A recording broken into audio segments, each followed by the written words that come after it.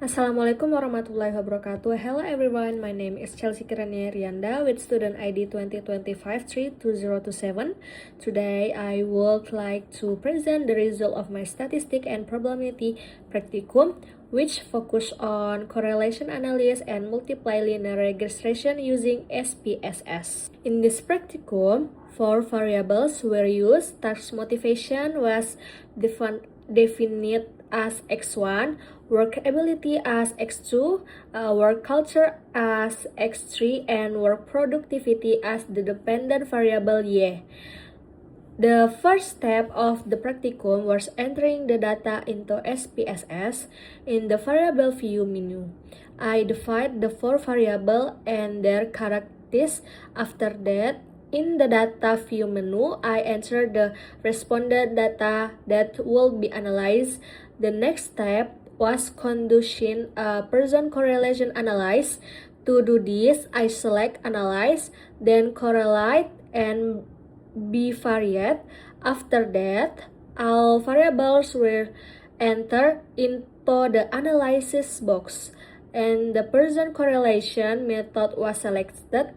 This analysis was performed to determine the strength and direction of the relationship between the independent variables and the dependent variable. Based on the correlation analysis results, task motivation show a very strong and positive relationship with work productivity, with a correlation coefficient of 0,965 and a significant value of 0,00. Work ability also show a very strong and positive relationship with work productivity, with a correlation coefficient of 0,899 and a significant value of 0,00. Meanwhile, work culture had a correlation coefficient of only 0,275 with a significant value greater than 0,05. This indicates the work culture does not have a significant relationship with work productivity.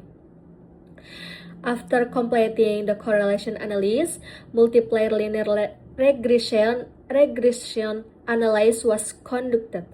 To perform this analysis, I select analyze, then regression and linear. Work productivity was entered as the dependent variable, while task motivation, work ability, and work culture were entered as the independent variables.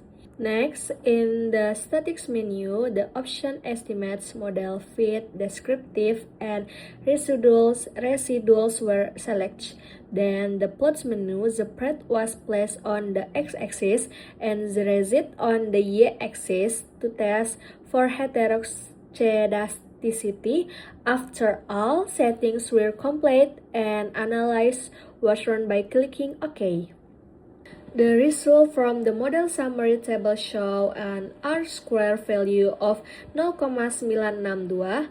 This means that 96,2% of the variation in work productivity can be explained by task motivation, work ability, and work culture, while the remaining 3,8% is influenced by other factors outside the research model. In addition, the Darwin-Watson value of 1,817 indicates that there is no serious autocorrelation problem in the regression model. Based on the coefficients table, task motivation and work ability have a positive and significant effects on work productivity because their significance value are below 0,05. In contrast, work culture does not have a significant effect because its significance value is greater than 0,05. In conclusion, task motivation and work ability are the factors that have a strong and significant relationship with work productivity. Among the 3 independent variables, task motivation is the most dominant factor influencing work productivity, followed by work ability. Meanwhile, work culture not show a significant influence on work productivity in this study. That concludes my presentation. Thank you for your attention. Have a great day all. Assalamualaikum warahmatullahi wabarakatuh. See you.